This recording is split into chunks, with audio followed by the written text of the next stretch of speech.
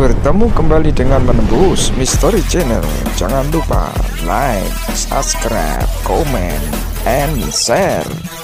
Ikuti video ini sampai habis.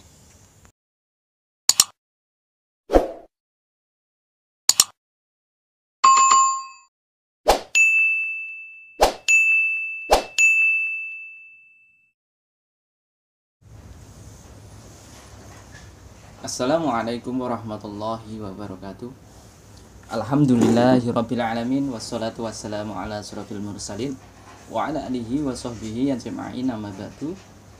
Saudaraku dimanapun Anda berada, pada kali ini Menembus Misteri akan memberikan sesuatu tutorial, memberikan informasi pengobatan. Tapi kali ini Menembus Misteri akan memberikan sesuatu pengobatan yang terkena santet, santau, ataupun sejenisnya, guna-guna sejenisnya. Saudaraku, santau, santet, teluh, dan sejenisnya ini merupakan momok bagi kita ya, bagi kita khususnya masyarakat Nusantara yang begitu menjadikan dilema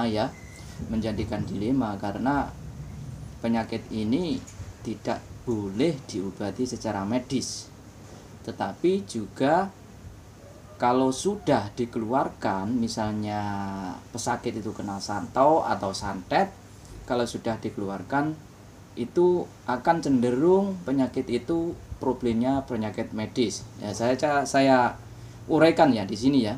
Misalnya awal mula santet atau santau ini masuk itu di ibu jari kita ini berdenyut ya, denyut macam itu. Kalau bahasa Jawa senut macam itu ya. Itu kalau awal mula itu benda itu akan masuk ya. Yang kedua biasa itu menguap ya, kelakepan ya. Macam itu, macam mau ngantuk ya. Nah, lepas itu kedipan mata yang tidak sesuai atau bau mulut yang tidak sesuai, yang memang susah dihilangkan ya. Terus sendawa atau apa, itu sebetulnya itu sindrom atau awal mula benda itu akan masuk.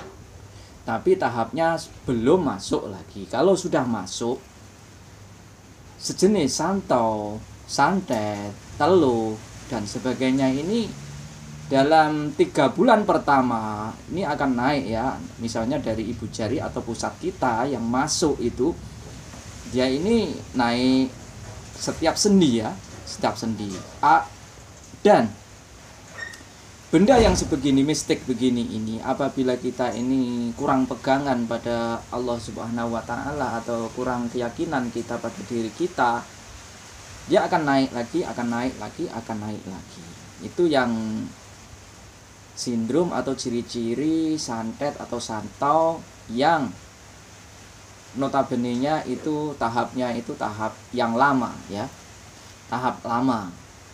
Nah, akhirnya yang dituju adalah ke ulu hati atau jantung kita. Akhirnya pun begitu. Dan ada juga santau atau santet yang begitu keras ya, misalnya dalam 1 malam, dalam 2 jam. Tetapi dalam hal begini ini kalau kita ini tergantung hakul yakin kepada Allah Subhanahu wa Ta'ala, kepada Sang Pencipta kita ya.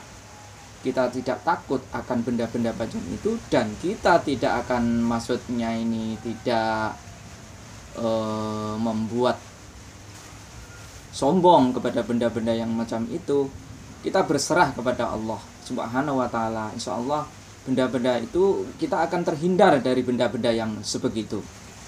Jadi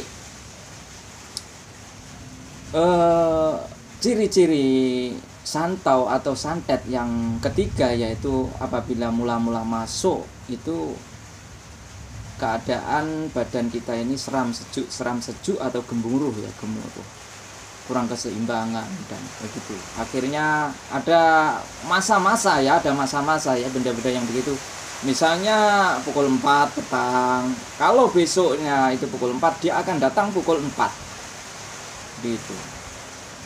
Kalau pukul 9 biasa datang, nanti pukul 9 akan datang lagi gitu. Sindromnya begitu. Jadi saya di sini akan memberikan sesuatu tutorial ya, tutorial, tapi saya tidak akan memberikan sesuatu bagaimana caranya untuk kita berdoa, itu enggak. Kita sebagai umat manusia yang beragama, saya tidak akan memberikan hal-hal yang begitu, karena kita semua sebetulnya sudah tahu caranya kita ini berdoa kepada Allah Subhanahu wa taala, bagaimana kita meminta kepada Allah Subhanahu wa taala, karena kita ini punya Tuhan ya. Kita ini punya Tuhan. Maaf ya, ini hujan, keadaan hujan ya, mungkin kurang jelas ya. Misalnya begini, ada seseorang pesakit ya, pesakit kena santo atau santet. Misalnya sudah diruqyah ya, dengan diruqyah, kenapa kok masih nyeri-nyeri, kenapa kok masih begini. Ini begini ya, saya jelaskan. Apabila tangan kita ini kena santo atau santet, 1 hari, 2 hari, 3 hari, 4 hari, 1 tahun, terus diginikan, santet itu akan begini ya, akan bergerak kepada ikut aliran darah kita, atau yang di luar terus menekan macam ini, akhirnya ini akan luka dalam ya saudara. Misalnya yang diarah ini jantung ya, lama-lama jantung kita ini akan ada luka dalam. Santo atau santet yang mengarah ke otak kita, lama-lama otak kita ini juga harus diobati secara medis.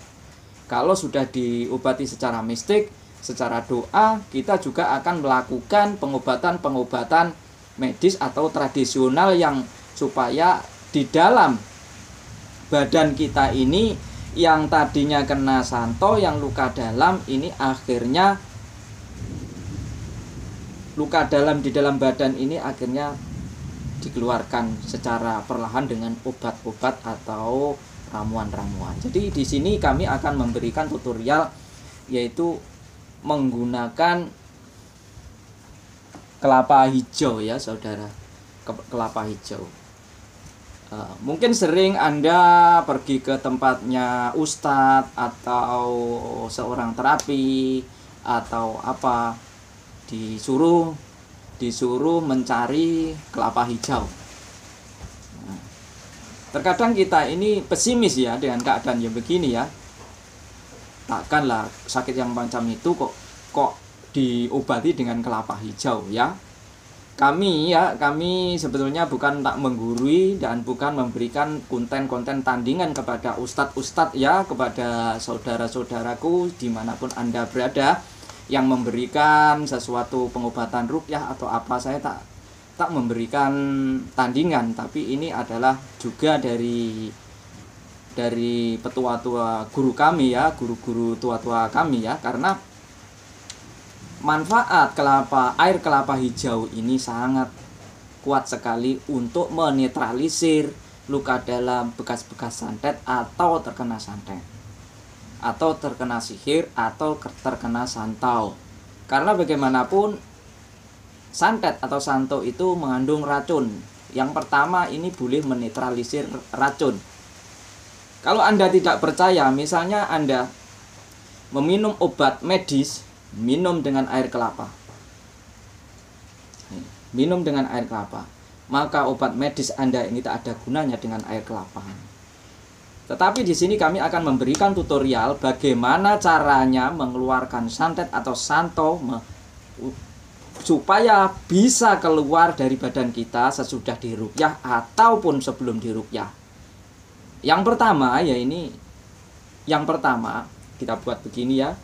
Kita sholat hajat atau sholat hajat dan sholat tobat, lepas itu ini diletak di depan kita ya, di depan kita. Minta kesembuhan dengan niat minta kesembuhan pada Allah Subhanahu wa taala ya. Saya tidak memberikan doa apa terpulang Anda untuk berdoa untuk meminta kepada Allah Subhanahu wa taala bagaimana caranya Anda berdoa kepada Allah. Begitu. Dan sesudah itu sesudah kita bagi doa, jangan minum dulu. Kita bagi lubang ya, ini bagi lubang. Kita jemur yang pertama kita jemur dalam pukul 9 sampai pukul 11 siang. Nah, lepas itu zuhur kita minum. Itu yang pertama. Yang kedua, kalau Anda misalnya ingin cepat, ini nanti kita bakar ya, kita rebus. Yang di sini kita rebus pakai api ya, api yang jangan begitu kuat ya. Apinya ini yang sedang-sedang saja sampai ini mendidih. Lepas itu kita minum. Kita minum dengan nawa itu dengan niat minta kesembuhan kepada Allah ya, minta kesembuhan pada Allah. Kalau Anda betul-betul terkena santau atau santet, esok harinya pagi Anda berak ataupun kencing jangan di WC atau di toilet, supaya kita nampakkan kencing kita ini bagaimana dan berak kita ini bagaimana. Kita teliti ada unsur yang keluar atau tak ada unsur yang keluar. Tetapi dalam pengobatan kami ya, dari guru-guru kami ya, dari Pondok Pesantren An-Nur sudah melakukan testimoni yang sangat lama dengan pengobatan ini. Nah, saudaraku, dimanapun Anda berada, marilah kita ikuti bagaimana caranya mengolah kelapa hijau ini supaya dapat mengeluarkan racun dari santau atau santet yang diderita oleh pasien, dan bagaimana caranya supaya Anda, saudaraku sekalian dapat mengobati diri sendiri. Karena sesudah kena santau, sesudah diruqyah, sesudah diterapi, tetap harus meminum sesuatu yang luka dalam itu memar di dalam badan kita ini supaya pulih kembali. Nah, saudara, marilah kita ikuti video kami bagaimana caranya mengolah kelapa hijau ini. Kita bakar pakai gas ya, kita bakar pakai gas. Minasyaitonirrajim. Bismillahirrahmanirrahim. Ar-Rahman 'allamal Qur'an, khalaqal insan, 'allamahul bayan, asy-syamsu wal qamaru bihusban, wan najmu wasy-syajaru yasjudan, was-samaa'a rafa'aha wa wada'al mizan, alla tatghaw fil mizan, wa aqimul wazna bil qisti wa la tukhsirul mizan, wal arda wada'aha lil anam, fiha fakihatun wan nakhlu dhatul akmam, wal habbu dhul 'asfi war rayhan, fabi'ayyi ala'i rabbikuma tukadziban,